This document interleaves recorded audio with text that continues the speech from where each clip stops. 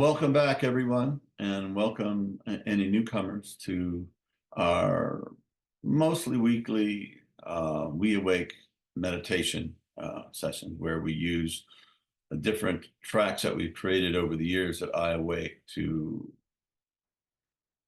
help us meditate, help us heal, help us focus, to attune our brains to our higher level of functioning and to increase our wisdom and do everything that inner work is supposed to do, but just it's a help. It just boosts it along, and it gives us a 21st century help to let's do a lot of things. Generally, we've started this thing to increase the capacity for meditation and work through trauma and different things like that. But many of us have found all kinds of unique ways of using this technology. But enough said of that. Today we're doing a track by my dear friend Joseph Kale from the UK. And Joseph is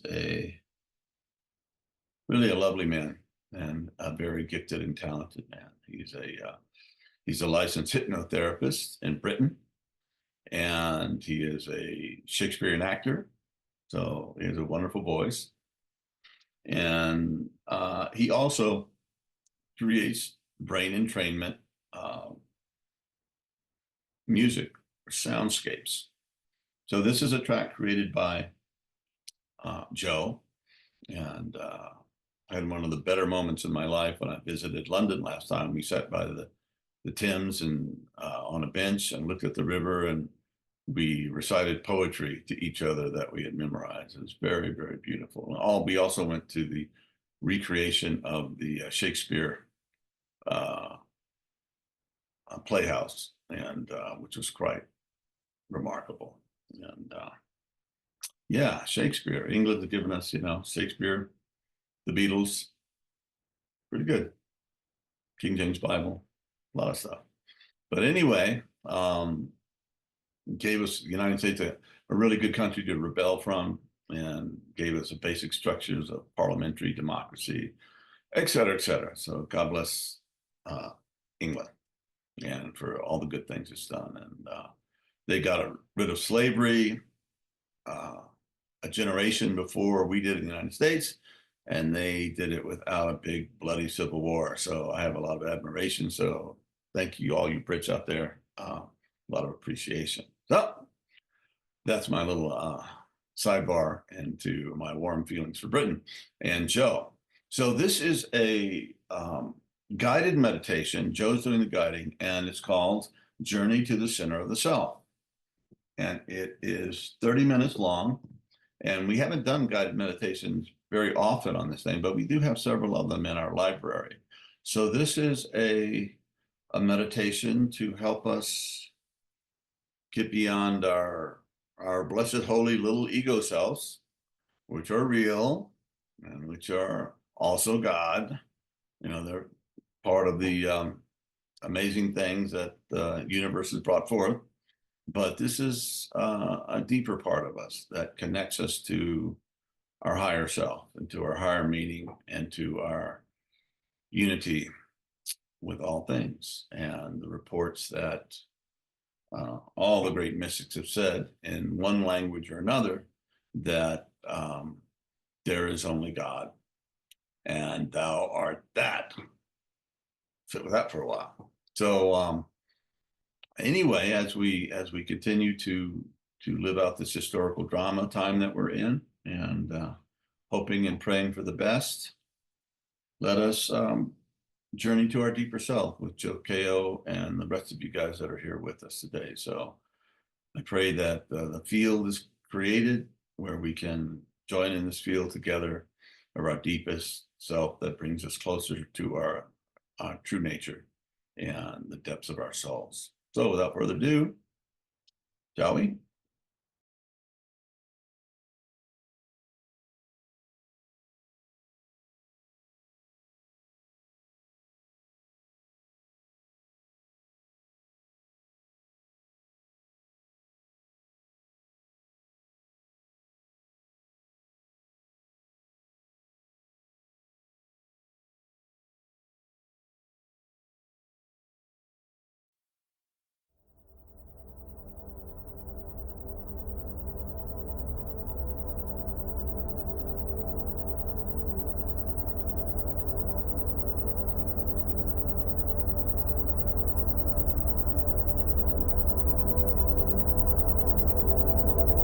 Hello and welcome to Journey to the Center of the Self. My name is Joseph Kao. To begin, simply allow your body to rest in a comfortable position and let your eyes close if they haven't yet, as you give yourself this time now to go on a journey into the very depths of your being.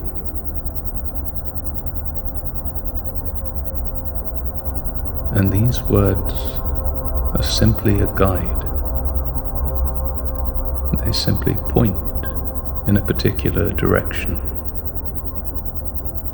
like a finger pointing to the moon. They are not the moon itself. Your experience is your experience, your truth, your perception, your insight and understanding all comes from you, from the very deepest levels of who you are, not from these words. And the experience you have may be different each time you listen. So allow each journey you take to be unique,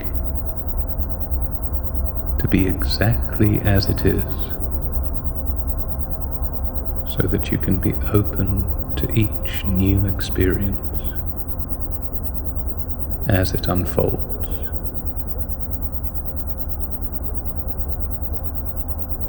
And with that in mind, just take 3 very slow, deep breaths right now.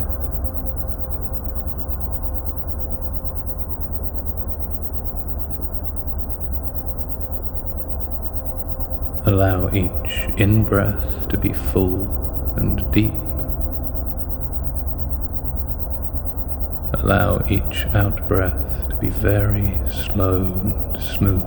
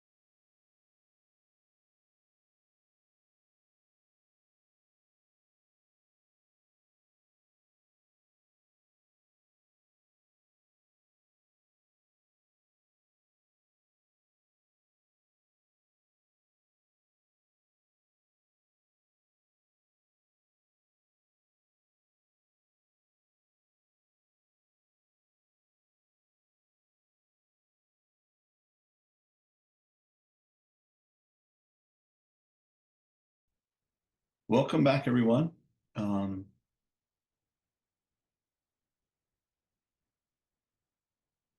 The old Chinese curse, may you live in interesting times. Well, right in the middle of it. And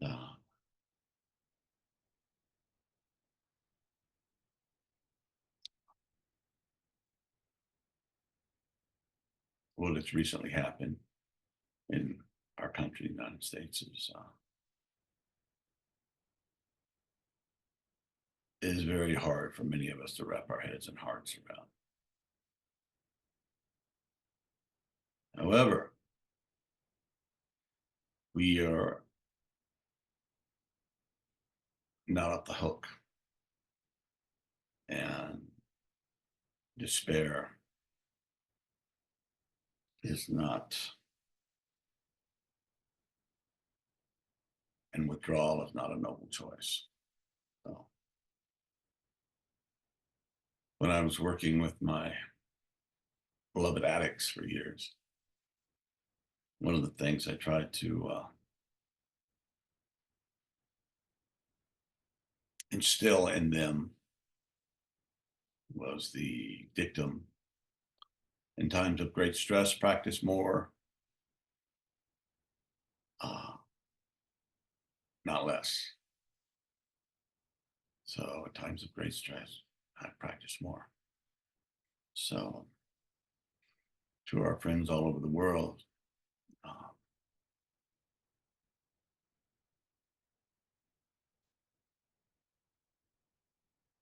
let us see how we can sort this out. And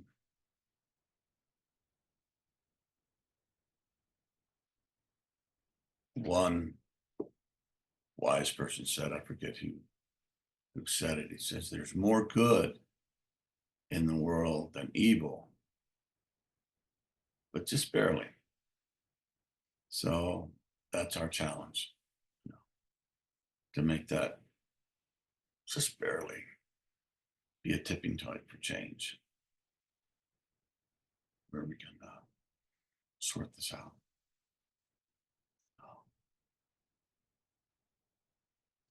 Praying for all of you, and let us be courageous and brave, and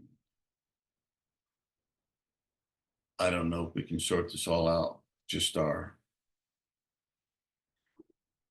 linear cognitive minds.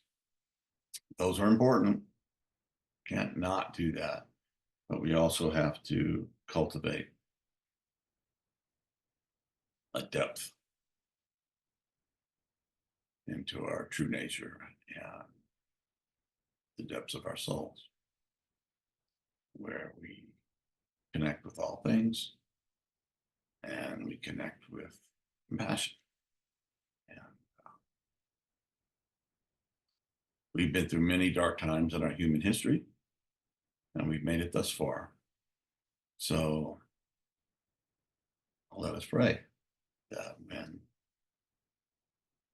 things goes this way, they're getting ready to go back that way. So, as Chinese philosophers say, so let's hope for a great expression of wisdom and compassion and love for freedom. It's freedom to worship, the freedom to speak, it's freedom to disagree, freedom to live our lives in the pursuit of our greatest happiness and deepest selves. So, and one time I spent some time with a gentleman named Andrew Harvey, and he is a brilliant man, educated at Oxford, and quite the mystic. You can look him up. But we were within a small group some years ago, and he said, this is the reasons to be really worried, that things are going to hell. And he said, this is the reasons to, to have hope, to know that the light is always there. And one of the things that he said that really stuck with me is that God also has an agenda. We're not just in this by ourselves. So